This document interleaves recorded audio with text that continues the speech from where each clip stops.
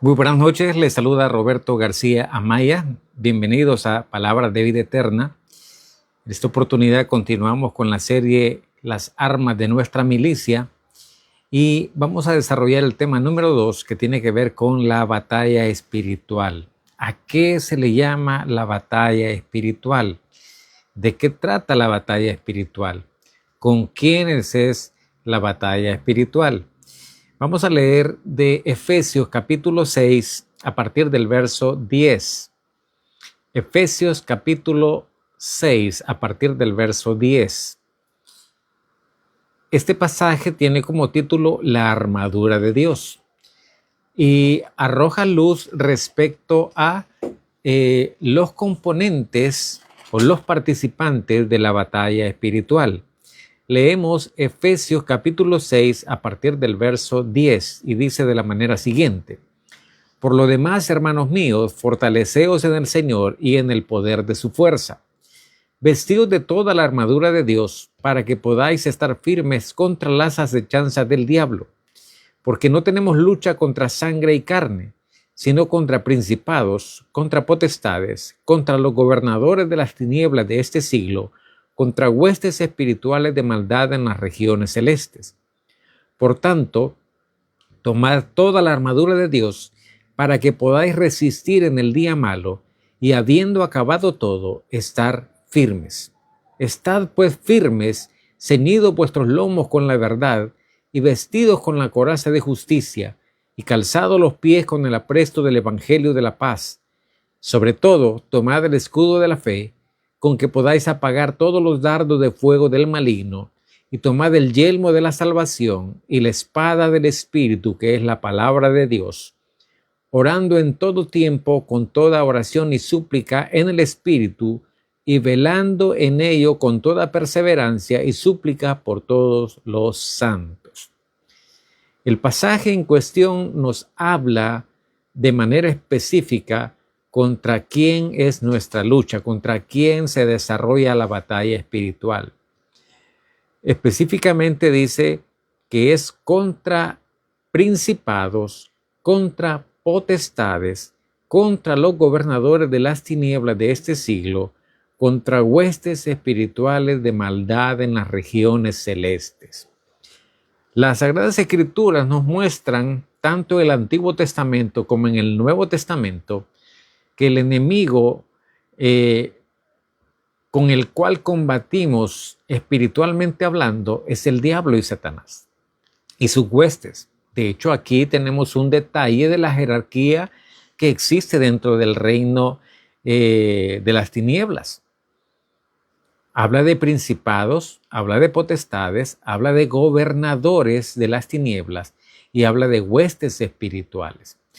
Ahora, dice claramente que nuestra lucha no es contra sangre y carne. O sea, eso explica con claridad que no es contra los seres humanos, no es contra nuestro prójimo, no es contra nuestro hermano, no es contra nuestro vecino, no es contra nuestro jefe, no es contra nuestros amigos, entre comillas. O sea, no es contra las personas en ninguna de las esferas sociales o estratos sociales o entidades en las cuales tenemos alguna vinculación. No es contra las personas, no es contra los seres humanos, aunque en muchas oportunidades los seres humanos actúan bajo la influencia del maligno para entorpecer la obra de Dios en abierta oposición a la palabra y a la obra de Dios o en ignorancia. Existen diferentes razones por las cuales la gente sin Cristo puede presentar resistencia, pero en términos prácticos no es exactamente que la persona como tal sea con quien nos vamos a enfrentar. Nuestro combate es a nivel espiritual. Ahora, encontramos ejemplos en las Sagradas Escrituras, como por ejemplo Daniel capítulo 9, donde el profeta nos cuenta cómo fue su experiencia al recibir de parte de Dios un mensaje. Y dice los primeros versículos que Daniel dispuso en su corazón entender y discernir la voluntad y el propósito de Dios. Y cuando esto sucede, dice que él entró en un periodo de ayuno y de oración. Y mientras él ayunaba y oraba, en los cielos se libraba una batalla. De hecho, el ángel, cuando llega con el mensaje, y claramente dice ahí que es el arcángel arcángel Gabriel, el que lleva el mensaje, le declara y le dice que desde el momento en que él dispuso su corazón para entender la voluntad de Dios, desde ese momento había sido enviada la respuesta, pero que se le había opuesto el príncipe de Persia. Ahora, no era alguien natural, era una entidad espiritual que entra en la categoría de los gobernadores de las tinieblas. Según podemos entender de todo lo que expresa Daniel en el libro de Daniel, hay para cada nación un gobernador de las tinieblas. Y ese gobernador de las tinieblas ejerce de manera autoritaria, llamémosle así, dominio sobre lo que sucede en esa nación.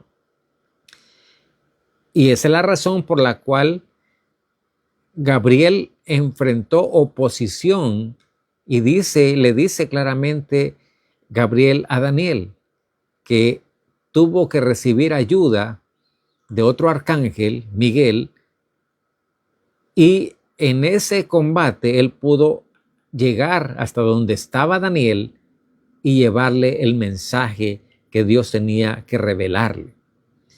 Ese es un ejemplo de el combate espiritual que se libra sin que nosotros humanamente nos demos cuenta. ¿Por qué no podemos percibir ese accionar espiritual? Porque en el momento en que Adán y Eva desobedecieron al Señor, se rompió el nexo de comunión que les permitía a ellos poder ver a Dios y poder oír a Dios de manera directa. ¿Cómo es que hoy podemos escuchar a Dios y ver las manifestaciones de Dios? Porque el Espíritu Santo ha venido a morar en nosotros. Dice claramente nuestro Señor Jesucristo que Él habría de enviar al Consolador para que estuviese con nosotros y estuviese en nosotros. Entonces, partiendo de ahí, los creyentes en Cristo Jesús, todo aquel que le ha entregado su vida a Jesucristo, ahora tiene la facultad de poder oír a Dios y de poder ver las manifestaciones de Dios, pero al mismo tiempo tiene la facultad de poder entender y discernir las maniobras que realiza el maligno en nuestra contra. Entonces, ¿qué recomienda el apóstol Pablo para poder hacerle frente a ese asedio del maligno? Porque de manera continua estamos siendo expuestos a esas maniobras del maligno. Y una de esas maniobras se llama seducción.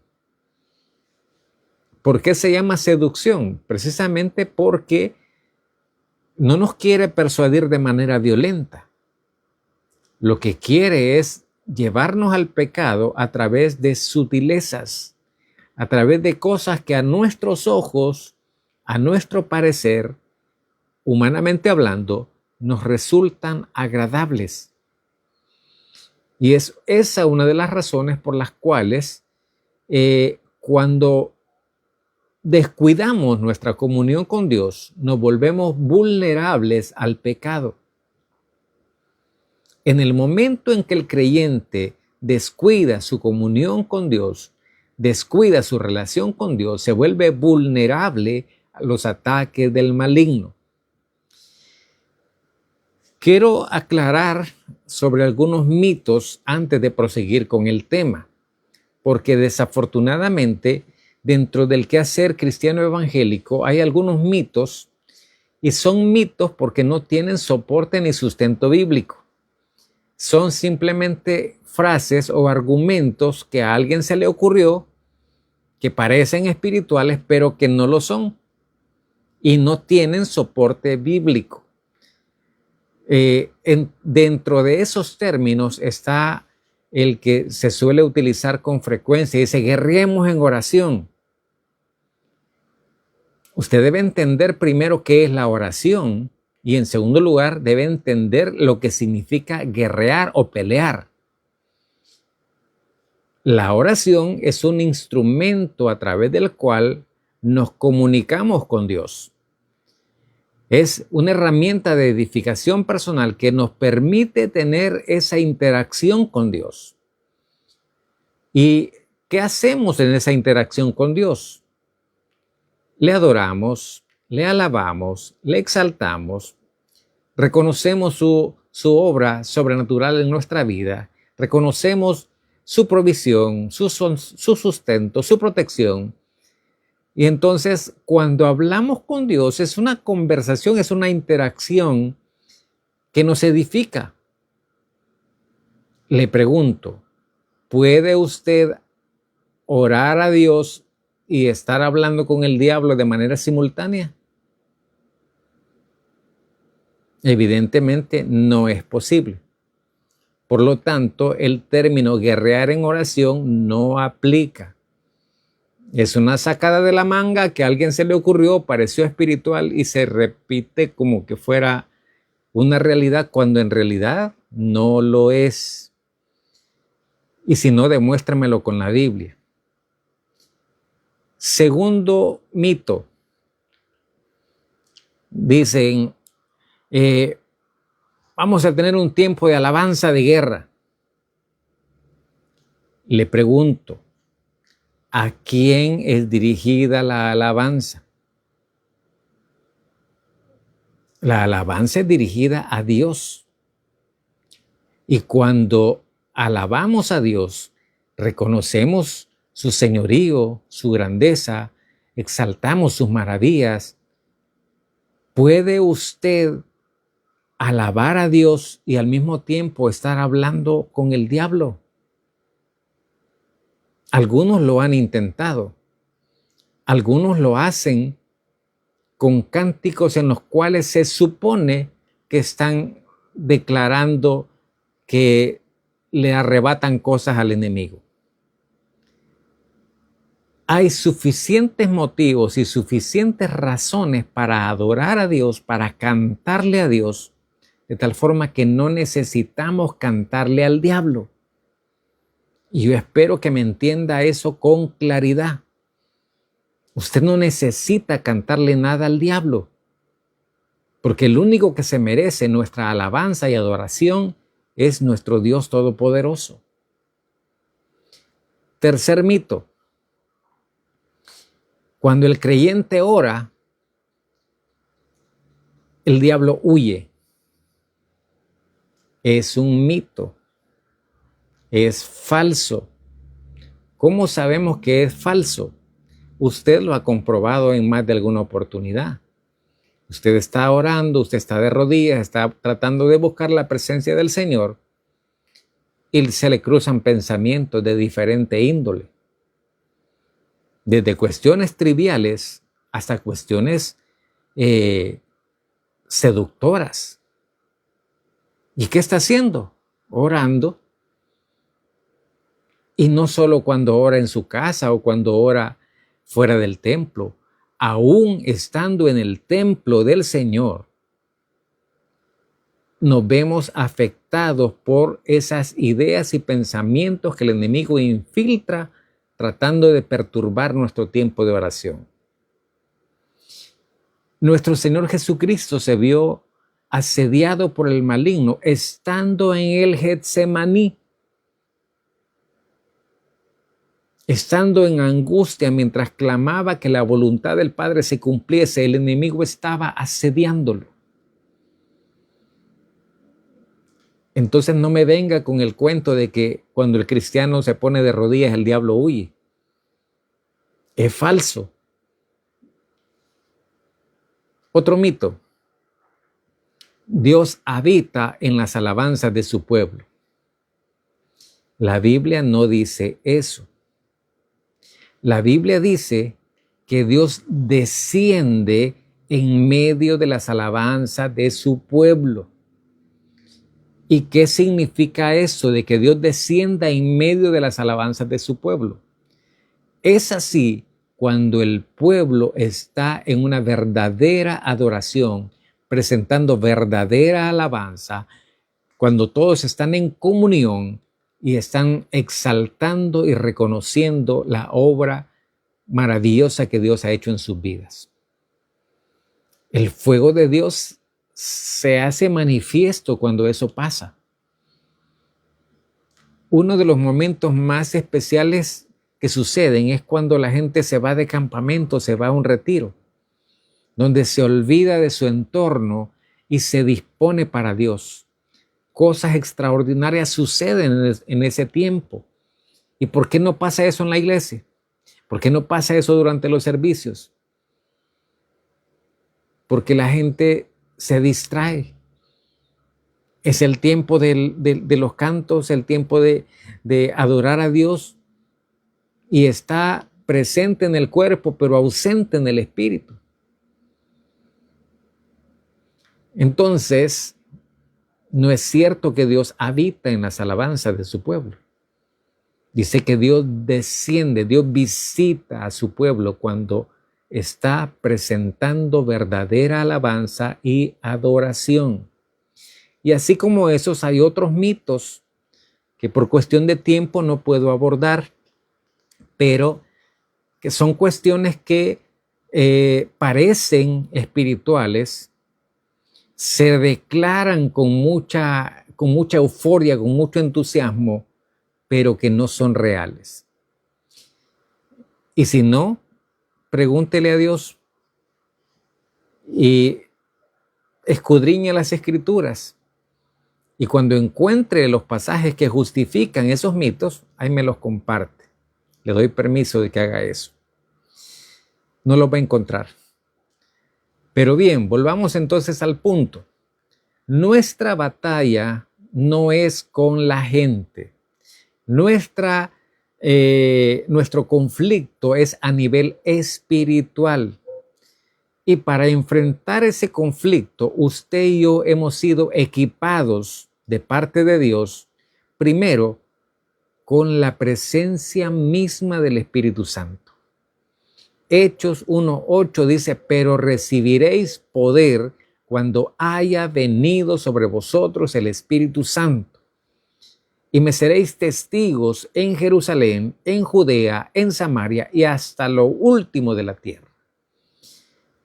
Ahora, nuestro Señor Jesucristo le hizo énfasis a sus discípulos, capítulo 24 de Lucas, a partir del verso 47, les hace énfasis en que permanezcan en Jerusalén hasta que sean investidos con poder desde lo alto, lo cual sucedió en Hechos capítulo 2, el día de Pentecostés. Ahora, cuando leemos el libro de los Hechos, nos damos cuenta del cambio radical que se da en la vida de los discípulos, al punto de que ahora se convierten en apóstoles y ya no temen lo que pueda pasar con sus vidas mientras anuncian el evangelio. Están dispuestos a ir a la cárcel, están dispuestos a morir, están dispuestos al martirio, porque ahora habita en ellos el Espíritu Santo, el cual los faculta y les da ese poder para ofrendar su vida si fuese necesario. Veamos entonces cómo se desarrolla la batalla espiritual. Quiero que me acompañe, por favor, al Evangelio de Marcos en el capítulo 5. Es un pasaje que vamos a leer porque es importante que veamos cómo nuestro Señor Jesucristo trató con los espíritus malignos. Hay gente que le da temblor, le da pánico cuando se habla de demonios y los tiene al lado, pero no se da cuenta. Como no lo ve, no lo siente, entonces cree que no están, pero sí están. Esas son las huestes espirituales de maldad. Veamos qué dice Marcos capítulo 5, a partir del verso 1. El pasaje que vamos a leer tiene 20 versículos, pero vamos a ir viendo los elementos que se revelan en este pasaje. Dice la Escritura: vinieron al otro lado del mar, a la región de los Gadarenos, y cuando salió él de la barca, enseguida vino a su encuentro de los sepulcros un hombre con un espíritu inmundo, que tenía su morada en los sepulcros, y nadie podía atarle, ni aun con cadenas, porque muchas veces había sido atado con grillos y cadenas, mas las cadenas habían sido hechas pedazos por él, y desmenuzados los grillos, y nadie le podía dominar. Y siempre, de día y de noche, andaba dando voces en los montes y en los sepulcros, e hiriéndose con piedras. Cuando vio pues a Jesús de lejos, corrió y se arrodilló ante él, y clamando a gran voz dijo: ¿qué tienes conmigo, Jesús, Hijo del Dios Altísimo? Te conjuro por Dios que no me atormentes. Me voy a detener ahí un momentito. Usted observa en estos versículos que hemos leído cómo se describe la conducta de una persona poseída por un espíritu inmundo. Y que en este caso dice la Escritura misma, lo vamos a leer más adelante, que eran muchos. Dice que vivía en los sepulcros, dice que vagabundeaba, dice que habían intentado atarlo con grillos y cadenas y que las rompía. Tenía una fuerza sobrehumana que estaba siendo potenciada por ese espíritu maligno que le poseía. Y aquí aprovecho para aclararle lo siguiente. Existen diversos estados en los que una persona puede caer presa del maligno. La posesión es el grado extremo, es cuando el enemigo tiene total control de la persona. Pero existen otros niveles, como por ejemplo el nivel de la opresión. La gente puede caer en estados depresivos, la gente puede caer en desánimo, la gente puede caer en que pierde toda aspiración, pierde el deseo de vivir, tiene pensamientos suicidas. A eso se le llama opresión. Pero también puede suceder que la persona tenga estados anímicos opuestos. Ahorita está en una gran euforia espiritual y luego está en un estado depresivo.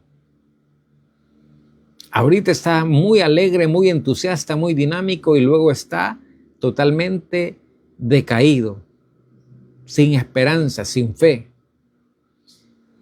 Médicamente o clínicamente a esos estados se les llama bipolaridad, pero es un estado de opresión espiritual.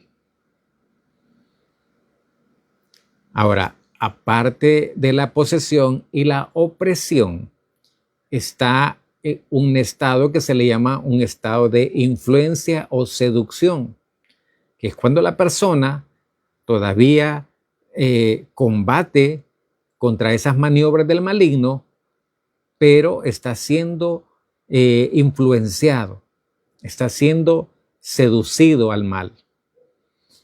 ¿Qué propicia eso? Nuestras actividades personales, privadas, propician que una persona pueda ser presa de la seducción del maligno.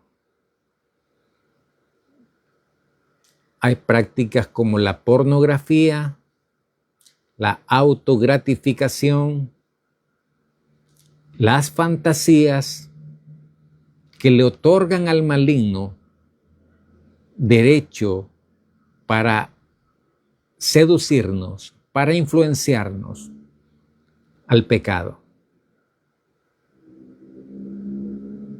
Yo espero y confío en Dios que usted me esté entendiendo, y si no me entiende, escríbame. No ahorita, después. En ese estado de seducción, la persona ya es vulnerable a las acechanzas del maligno. Ahora, lo que comúnmente todo creyente experimenta se llama asedio. ¿Y qué es eso? Es que el enemigo, usted está iniciando algo, está emprendiendo algo, está haciendo algo en la obra del Señor y el enemigo le mete zancadilla. Es como un partido de fútbol, para que me entienda con mayor claridad. Usted sabe que en un partido de fútbol hay una marcación hombre a hombre. Pues eso es lo que pasa en la realidad espiritual. Hay huestes espirituales de maldad que se mueven en nuestro entorno y su finalidad es entorpecer nuestro caminar cristiano. Es desviarnos de la ruta. Es provocar que usted y yo pequemos, que usted y yo desobedezcamos, que usted y yo dejemos de hacer la voluntad de Dios, que usted y yo nos apartemos del camino de la verdad y de la vida. Por eso se le da en llamar batalla espiritual. Ahora, puntualmente, ya vamos a ver las recomendaciones que hace el apóstol Pablo, pero vamos a continuar con la lectura de Marcos capítulo 5. Estamos en el verso 7, donde dice, y clamando a gran voz dijo, ¿qué tienes conmigo, Jesús, Hijo del Altísimo?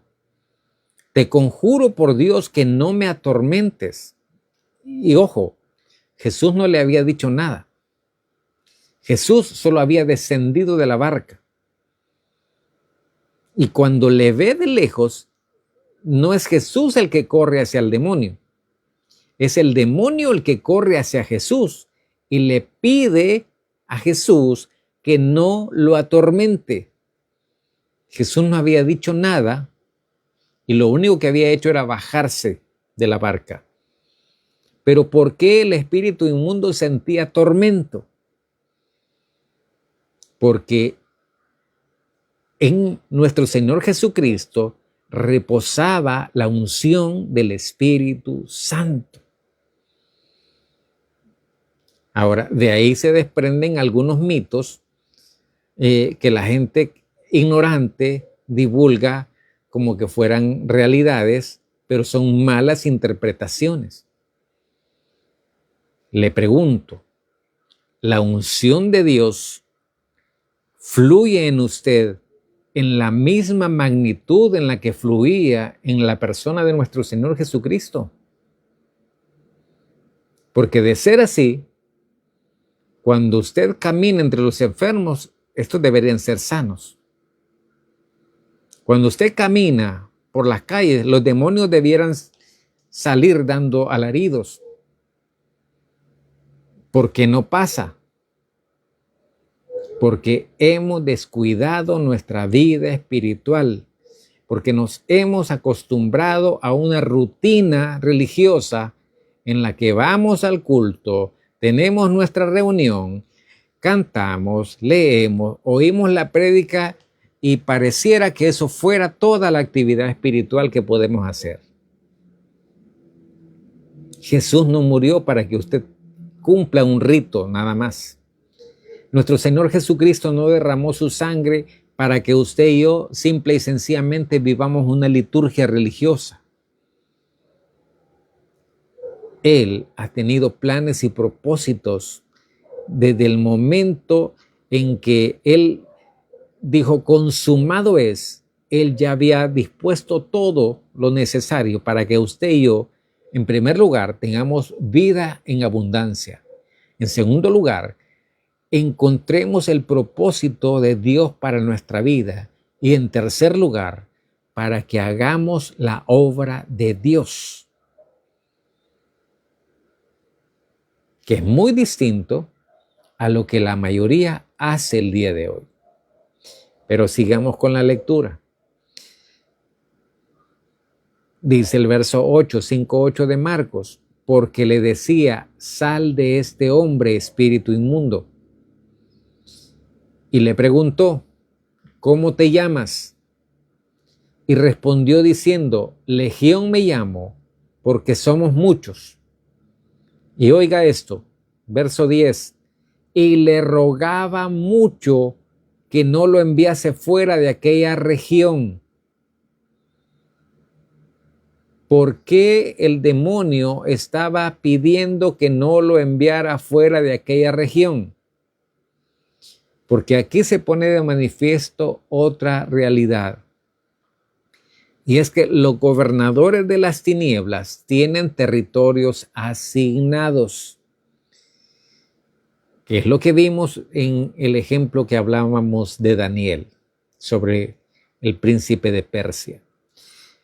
Entonces dice que el espíritu le rogaba que no lo enviase fuera de aquella región. Y dice el verso 11, estaba ahí cerca del monte un gran hato de cerdos paciendo. Y le rogaron todos los demonios diciendo, envíanos a los cerdos para que entremos en ellos. Y luego Jesús les dio permiso. ¿Qué hizo Jesús? Les dio permiso. Y saliendo aquellos espíritus inmundos, entraron en los cerdos, los cuales eran como 2000, y el hato se precipitó en el mar por un despeñadero, y en el mar se ahogaron. Y los que apacentaban los cerdos huyeron y dieron aviso en la ciudad y en los campos, y salieron a ver qué era aquello que había sucedido. Vienen a Jesús y ven al que había sido atormentado del demonio y que había tenido la legión sentado, vestido y en su juicio cabal, y tuvieron miedo. Oiga, al endemoniado, cuando era endemoniado no le tenían miedo, pero ahora que lo ven sano, que lo ven sentado, que lo ven vestido y en su juicio cabal, ahora tuvieron miedo. Y dice el verso 16, y les contaron los que lo habían visto cómo le había acontecido al que había tenido el demonio y lo de los cerdos, y comenzaron a rogarle que se fuera de sus contornos. ¿A quién le estaban diciendo que se fuera? A nuestro Señor Jesucristo. Porque al despeñarse los cerdos, habían tenido una gran pérdida económica. Pero vea lo que continúa. Y al entrar él en la barca, verso 18, el que había estado endemoniado le rogaba que le dejase estar con él. Mas Jesús no se lo permitió, sino que le dijo, vete a tu casa, a los tuyos, y cuéntales cuán grandes cosas el Señor ha hecho contigo y cómo ha tenido misericordia de ti. Y se fue y comenzó a publicar en Decápolis cuán grandes cosas había hecho Jesús con él, y todos se maravillaban. Esta es la forma en la que Jesús ministraba liberación. Saltaba, gritaba, vociferaba. No. ¿Cómo lo hacía? Ordenando que saliera, siendo firme en su declaración, porque eso es lo que hace el Espíritu Santo cuando su unción está en nosotros. Nos da la determinación, la firmeza, la convicción y la autoridad para echar fuera demonios. Ahora volvamos a Efesios 6 y veamos las recomendaciones que hace el apóstol Pablo. Comenzamos con el verso 6:10 de Efesios y dice: por lo demás, hermanos míos, fortaleceos en el Señor y en el poder de su fuerza. ¿A qué se refiere con el poder de su fuerza? A la presencia misma del Espíritu Santo en nosotros. El Espíritu Santo no está a nuestro alrededor nada más, está en nosotros. Nosotros hemos sido hechos templo del Espíritu Santo. Y dice la Escritura que ya no somos nuestros, ahora le pertenecemos a Dios. Por lo tanto, dice el apóstol, vestíos de toda la armadura de Dios. Y el día de hoy no voy a profundizar en la armadura de Dios porque en las próximas semanas vamos a ir viendo pieza por pieza y vamos a ver las implicaciones que conlleva el uso de cada una de esas piezas. Pero hoy por hoy estamos hablando de la batalla espiritual y contra quién es y cómo podemos hacer una verdadera batalla que nos lleve al triunfo, al éxito. Entonces dice el apóstol, vestidos de toda la armadura de Dios, y oiga esto detenidamente, para que podáis estar firmes contra las acechanzas del diablo. Usted y yo, de manera continua, somos acechados, somos asediados por la actividad maligna, por espíritus que están en las regiones celestes, por esas huestes de maldad. Somos asediados. Ahora, ¿por qué no nos dañan en una gran magnitud? Porque dice claramente la Escritura que el ángel de Jehová acampa alrededor de los que le temen y los defiende. Si el diablo tuviera la facultad de perjudicarnos de manera directa, ya lo hubiera hecho. Pero no lo hace porque la presencia del Espíritu Santo está en nosotros y está con nosotros. Y el maligno reconoce eso. Y sabe que no puede contra Dios. Sabe que no puede contra el Espíritu Santo. Y sabe que ante la presencia del Espíritu Santo no le queda más alternativa que huir.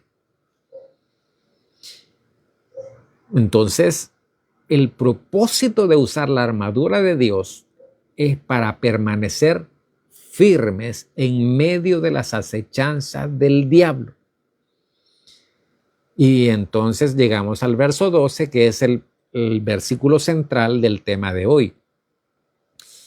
Porque no tenemos lucha contra sangre y carne, sino contra principados. Los principados son los que ejercen autoridad sobre las naciones. Pero luego dice contra potestades. Las potestades y los gobernadores de las tinieblas ejercen dominio a nivel regional en las naciones. Y luego menciona las huestes espirituales de maldad en las regiones celestes, en la atmósfera.